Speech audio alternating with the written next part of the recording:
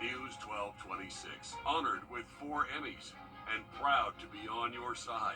Thank you for trusting us with your stories. Live from Augusta, you're watching News 1226 at 11. Rain making its way out of the area tonight, but it will return tomorrow into the weekend. It's a good reminder to keep the umbrellas close by. Thanks for joining us tonight on News 12 at 11. I'm Zayna Halliburton. Your first alert meteorologist, Emily Acton, in the Weather Center. Emily, the rain does bring some relief from the heat. Yeah, definitely so. We're actually tracking a cold front that's going to bring a lot of rainfall as we go throughout our weekend. That's really going to help us cool down. Right now, though, still tracking a few light showers across the CSRA, but things are a lot calmer than they were just a few hours ago, and that's going to be true overnight tonight. But once we go throughout the day tomorrow and really throughout the next 5 days, we're tracking a good bit of rainfall in the afternoon, those typical showers and thunderstorms that we have been seeing. Even on Friday, we'll see some showers and thunderstorms, but Saturday, Sunday, a cool down is coming, but those rain chances will start to go up. Zane, I'll have more details on your temperatures and what we can expect throughout the next 7 days coming up. Sounds good. Thanks, Emily. The future of a wooded area in Trenton is still up in the air after Edgefield County Planning Commission voted no to an RV park. However, the county planning director could decide to go ahead with the project. If zoning requirements are met, the developer could submit a revised plan for approval. Your Kennedy Payne spoke with a neighbor still protesting the park, saying they have concerns about the environment. Kennedy, now a new voice is speaking up. Yeah, the Savannah River Keeper is now joining neighbors in their fight. Earlier this month, Edgefield County's Planning Commission voted against the project, citing environmental concerns. The proposed site sits directly across the road from Randy Dietrichson's home. He says they aren't just trying to stop something, they're trying to save something they love. The remote community was built on quiet. This is our dream home that, years and years of living in the big city. We come out here into a very secluded neighborhood. But now a proposed 70-lot RV park has them sounding the alarm. And we're really concerned we're going to lose all of that because of this. Their concerns range from sewage runoff to safety and traffic. There's already people backing up to get out onto Route 25. Now you got 70 people that are trying to go to work to the metadata center. It's going to be an enormous traffic jam. But it's the potential impact to Horse Creek that has them most worried. This is the area. This is ground zero. This is going to be the single point pollutant that's going to recontaminate Horse Creek.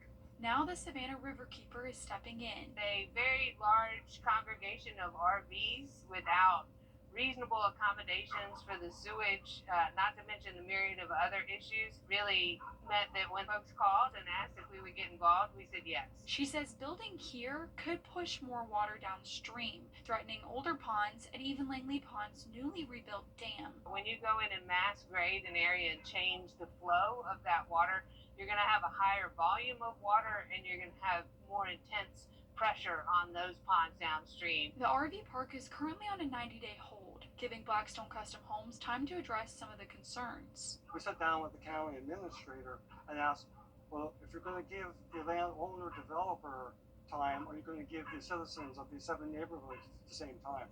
And the answer was no. For now, Tanya Bottatadabas says they're training neighbors to test their waterways so that if and when development happens, there's ability from the gun to hold them accountable. And they're also reviewing county ordinances to see if they align with state law. We reached out to commissioners and the county administrator for comment, but we haven't heard back at this time. The Savannah River Keeper says they're submitting a formal letter to Edgefield County outlining their environmental concerns and letting them know where they stand. Meanwhile, neighbors say they're hoping to turn the land into a permanent nature preserve, even if that means purchasing the land themselves. Nothing set in stone just yet, but thank you, Kennedy, for staying on top of it. We know you'll continue to follow that for us. While the first alert for heat in our area is over, it's still hot outside. You can scan the code at the bottom of your screen to find a list of cooling shelters in the area. It's important to stay cool to avoid heat exhaustion, but it can be hard to find places to beat the heat. The Salvation Army and many other shelters are at capacity as the weather heats up. We're just not in a space where we want to put people out in the heat, regardless of whether they can engage in casework or not. And so that's definitely adding to the numbers that we're seeing in the shelter, because typically, every week or so we're exiting people from the program. Once again, you can scan the code to find a list of cooling shelters. In Richmond County, you can go to the Carrie J. Mays, Bernie Ward, and Henry Brigham community centers. In Columbia County, you can cool off at the Patriots Park Gym and any library in Grovetown and Harlem. In Aiken County, the Salvation Army is open for you to escape the heat. And in Burt County, you can go to the Recreation Department gym. One day after a gunman shot and killed 4 officers, the Sandersville Police Department took to Facebook Live today asking for help finding a suspect in a deadly shooting. The shooting happened Sunday just before midnight where 2 people, a missing boater found dead on Lake Murray in Saluda County. The Saluda County Coroner's Office says it was 17-year-old Bryson Burns from Lexington. The Coroner's Office says Burns was the only person on a small boat and fell into the water yesterday. South Carolina DNR says they used sonar technology to find Burns. South Carolina DNR, the Saluda County Coroner's Office, and SLED's Child Fatality Unit are investigating. A family is calling for change after their son died from a brain-eating amoeba. Jason Carr went swimming in Lake Murray on the 4th of July and contracted the amoeba. Now his family says they didn't know the amoeba was in the lake and there should be warnings. Never be a situation where a child loses life playing in Lake Murray, doing what kids do, and the agencies and departments that the reason why people feel safe do not do anything. No reports, no phone calls, no follow-up, no investigation. South Carolina doesn't have a law requiring public reporting of deaths or infections from an amoeba. Carr is one of 160 people in the U.S. that's known to have died from an amoeba in the last 60 years. Another is a teen from Thompson. Augusta commissioners are looking into revoking business licenses for several apartments in the community. Bon Air, Richmond Summit, and Maxwell House have all faced issues recently ranging from broken elevators and mold to safety concerns and crime. The apartments will face a public hearing that'll determine their fate. Commissioners say they want solutions for people that live in the apartments, even if it means closing. We have to do everything that we can to help folks who have a need, and I think this is a critical one. The future of the apartments will be discussed next week. Wrdw and Maxwell House Apartments have released statements addressing commissioners' concerns. You can read those statements on our website, wrdw.com. Columbia County schools are back in session next week, and students at Evans High are going to see some changes. The school will have a new gym, performing arts center, and an entire new wing. There are also new programs to help students prepare for life outside of school. Financial literacy, because they're going into, like I say, they're going into a part of their life where you have, for the first time, they're getting checking accounts, for the first time, they're getting credit cards. Construction is wrapping up. Students head back to the classroom on Monday. Emily. Well, looking at the rain chances for the next 5 days, we're going to see showers and thunderstorms every afternoon, increasing for our weekend. I'll have a look at what our temperatures look like and your full forecast coming up. Plus, the local farm and rescue is about to take in more animals. Still ahead, we're on your side with how you can help. At Parker's Kitchen, we want to offer the best value to our customers, and that's why we serve the biggest, the juiciest, the crispiest chicken tender at a great price. When you're hungry, size matters. Breaking right now, a shutdown on I-20 is causing Stay delays. connected to the team you trust your way. We have a safety alert for all of you mom and dads out there. Get breaking news and investigations here on the WRDW News app. We're tracking strong to severe. Get instant forecasts with real-time alerts here on the WRDW First Alert Weather app. And stream live on your TV, here or watch anytime on your schedule. We're covering breaking news out of Augusta. Download all 3 for free. Stay connected to WRDW wherever you are. A serious accident creates a lot of right now problems. You're worried about your injuries, the medical bills, and whether you'll get stuck paying for it all. You shouldn't have to chase after a lawyer to get the help you need. With me, you won't have to. I'm Austin Jackson, your guy in Augusta. If you've been injured, my team will get to work right away. And you don't have to pay us anything unless we get money for you. Injured? Call Austin Jackson, the Augusta guy. 706-724-7224.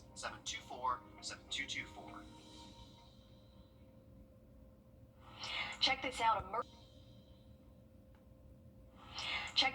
Myrtle Beach man says he was on his way to work around 4:30 this morning when he stopped at the red light near Coastal Grand Mall, which is currently under construction, and his car sunk into it. The man describing the moments before his morning took a scary turn.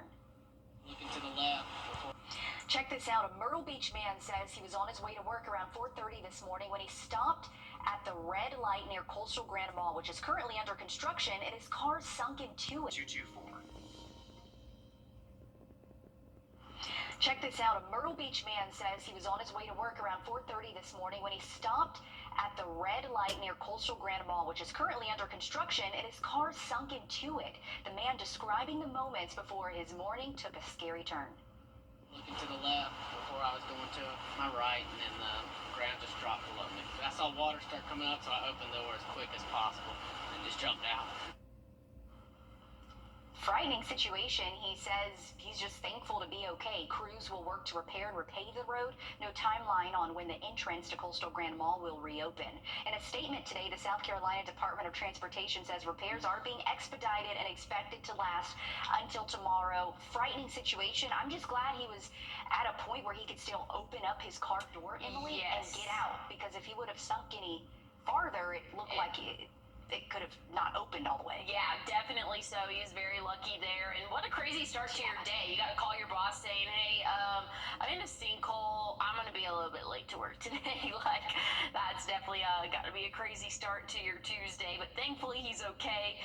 Rainfall can be very powerful, and I know that wasn't rainfall, that was water, I guess that I should say, can be very powerful.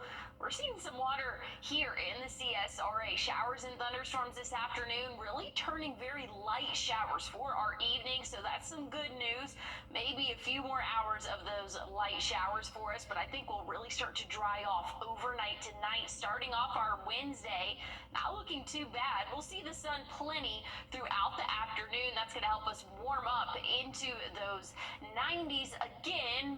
We're going to start to see those pop-up showers and thunderstorms, though, once we get into our Wednesday late afternoon, early evening. So pretty similar to what we saw today, maybe just not as widespread for those storms. Thursday starting off dry. Once we get into the afternoon, pop-up showers and thunderstorms for our area. So very much a copy and paste for really what we saw today. We'll see Thursday or Wednesday and Thursday, just maybe a little bit less coverage for those showers there. So that might be some good news. But overall, we're all going to see some sort of rainfall throughout the next 5 days for us. I still think we'll see a decent amount come Friday, but Saturday, Sunday, we're actually under a slight risk for flash flooding. So we're anticipating a lot of rainfall to happen this weekend.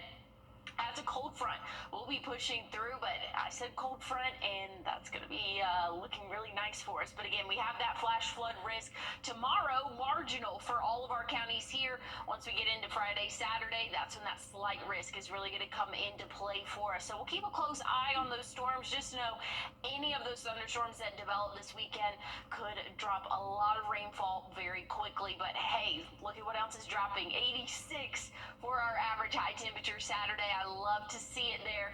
84 for your Sunday. We're going to have to deal with the rainfall, but we'll be in the 80s throughout the start of next week. And I guess I don't know if I should say don't worry, but the 90s will come back. This is not fall. A lot of people are like, oh, we're getting into August, we're starting it.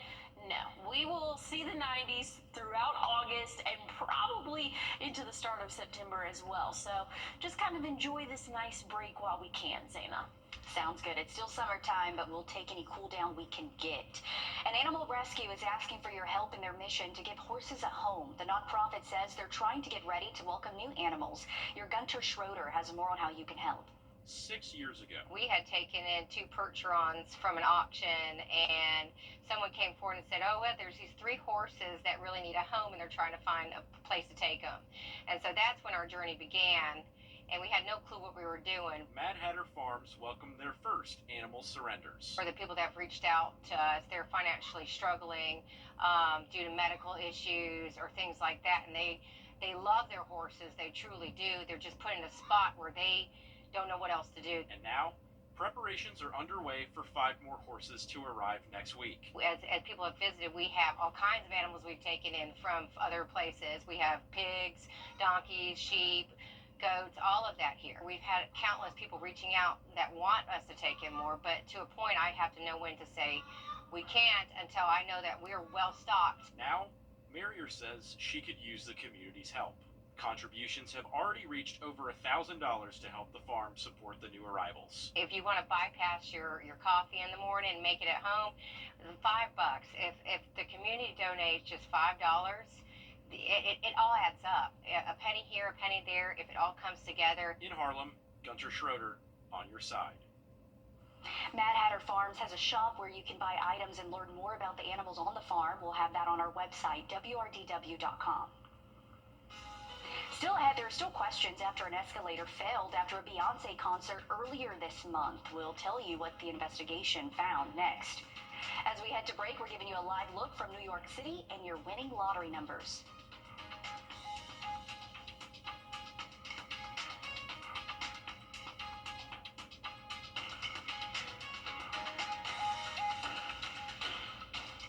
Time and Temp, brought to you by your First Alert weather team.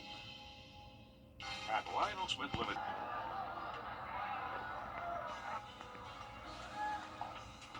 Well, looking at what to wear tomorrow, you're still going to want to have that rain gear with you. We will see showers in the afternoon, but another hot day in store. I'll tell you when we'll get a cool down and look at your 7-day coming up. Your What to Wear forecast is sponsored by Bojangles. Bojangles just launched the new... Today's National Chicken Wing Day, and World of Beer Wings is celebrating with their wing eating contest. The restaurant partnered with Hot Ones to have a hot wing eating contest. 7 people competed, and Elijah Chang came out on top here at home. Chang won a Hot Ones dipping sauce box and his name etched into local wing legend. Okay, that actually sounds pretty cool because I do love some wings, so congrats to him. That's kind of awesome. Emily, what's your go-to wing? None of the above.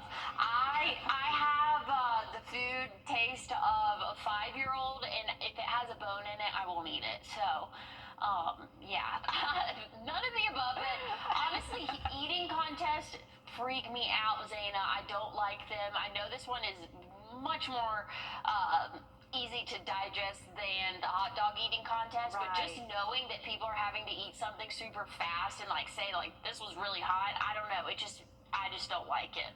I can understand, yeah, watching someone do it would probably hurt my stomach. But it's late. Sometimes I like a snack, so wings do sound good right now. I don't want to put them in my mouth all fast, but I could use some wings right now. Okay, all right. Well, hey, we're looking for a big cool down coming this weekend, Zane. I'm excited for it. All right, me too, Emily. Thank you. That's all our time for News 12 at 11. We hope you tune in to News 12 this morning at 4:30. Have a good night. Eat some wings. Hey Green Jackets fans, when you're at the plate, there's nothing worse than striking out without ever swinging. You gotta make the most of your chances. And after a car accident, you can't just sit back, let life throw heaters at you, and do nothing. It's just too important. I'm Austin Jackson, the Augusta guy. Call us. Let's load the bases and swing for the fences. Call Austin Jackson, the Augusta guy, the official injury lawyers of the Augusta Green Jackets. 706-724-7224. Right now during the